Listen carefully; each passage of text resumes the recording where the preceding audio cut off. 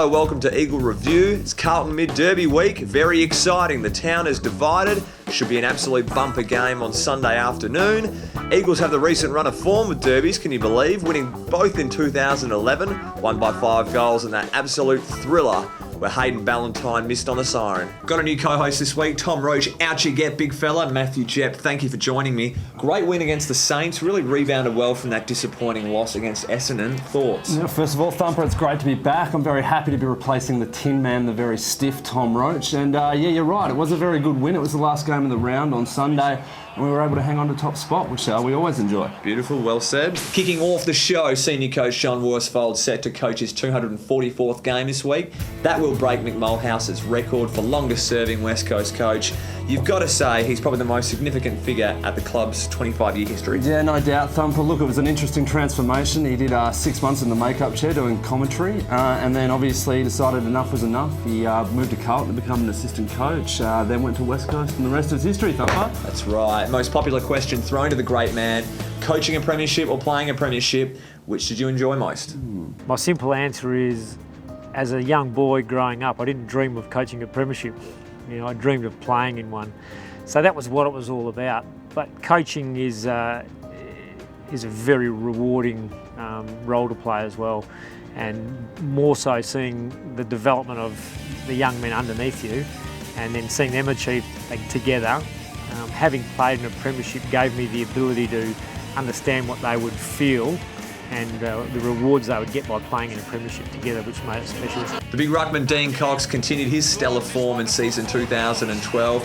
Had a great game against the Saints, kicked 5 goals, career best. Yeah, but look, I've got to speak up for Will Schofield. He lost his dream team competition by 6 points. 6 points. He's got Coxie in his dream team. He scored 118. Apparently 118 is not good enough for a ruckman that's kicked 5 goals. Giving him a spray. Stiff Scully. Give him a spray. Push on.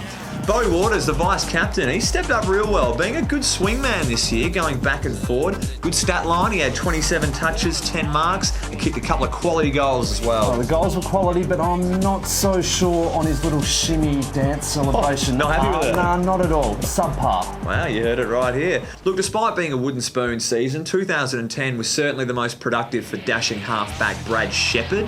Had a great year, but only managed the 6 games in 2011. Bit of a dip. Yeah, he's taken some time to get into the team, but now he's taking the opportunities when they are presented to him, and I reckon last week was probably his best game, a breakout game, one would say. Yeah, for his career, you'd say. Yeah, but he had 19 touches, he had 5 marks, and he kicked the goal. They're pretty tidy numbers, Thumper. The aim is to continue that form and hopefully cement his spot into the side. Exactly. Now, we've got an award to give out. It's an inaugural award for this show. It's the Turbo Award. The Turbo Award. Jeremy McGovern named it for us. Yes. We're giving it to Brennan Goddard for his little push and shove efforts here with Adam Selwood. Got a bit carried away and went for the big run through, and Adam Selwood's just moved out of the way like the veteran bullfighter. It's pretty bush league from Goddard. Did you see later on in the game, Jacob Brennan managed to line him up, got him pretty well. Did I see? I was jumping around in my chair. Look, it goes to show you that turbos will not always win out. All right, so what have you got for us? We've got this. This is the Turbo Award. If Beautiful. You can see that well, clearly. BJ's been lucky to join us. Oh, Brendan. Here you go. Thank you, Brendan. Beautiful work. Turbo. Magic moment time. I'm going to go with Eric McKenzie. In the third quarter, there was 5 minutes to go. The Saints were surging. Yep. It was 1-on-1 on the 50. Only 2 blokes in the 50. And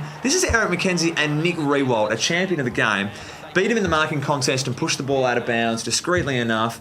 Real clutch moment in the game. Go easy, go. It really gets beaten 1-on-1. My magic moment, I'm going to give it to Shannon Hearn. Not sure if you saw in the last quarter. Chasing Nicky Dow. Chasing Nicky Dow Santo. Dive the tackle, the hold in the ball. The thank you very much. Defenders running down midfielders. Gets you going every time. All the time. It's teams time. Let's have a look at the ins and outs for round 9. Ins, we've got Hams returning from suspension, Scotty Lycett and Matt Prittis. Good to have the clearance king back into the side. Yeah, good inclusion. Match winner time. I'm going to go a little bit different here. Not one player, but whoever plays on PAB is my match winner. Eric McKenzie if it's close to goal. Maybe Will Schofield post 50 with his speed. He has great games in derbies. Let's face it, he is a champion. And I think if we keep him quiet, nullify him, we'll win the game. Beautiful segue, Thumper. Nullification. That brings me to my match winner, Nick Nat. Obviously, he's got the big job against Aaron Sandilands, but the combination of him and Dean Cox, he seems to think he can get the job done. So let's have a look at what he had to say in this week's press conference. No, I don't really look to nullify against anyone. I should win it against him. I don't see why. He's a bigger player, but there's always ways you can get around him. I'm pretty lucky I've got a bit of a leap, but as I say, I look forward. I don't really look to nullify unless he is getting over the top because he's a pretty dominant ruckman. But no, I don't like getting beaten in the CBD. So no, I'll be looking to win every single one of them. And that brings us to the end of the program for this week. Now look, before we go, I just wanted to congratulate Jack Darling on sneaking in one more ninja flip into his repertoire. He got it done on the weekend against St Kilda. I'm pretty sure by the end of his career, we're going to have more ninja flips than we are goals, and that's going to be a lot of ninja flips. Get on there, Matthew Chepp. Thanks for joining us for this week. See you guys.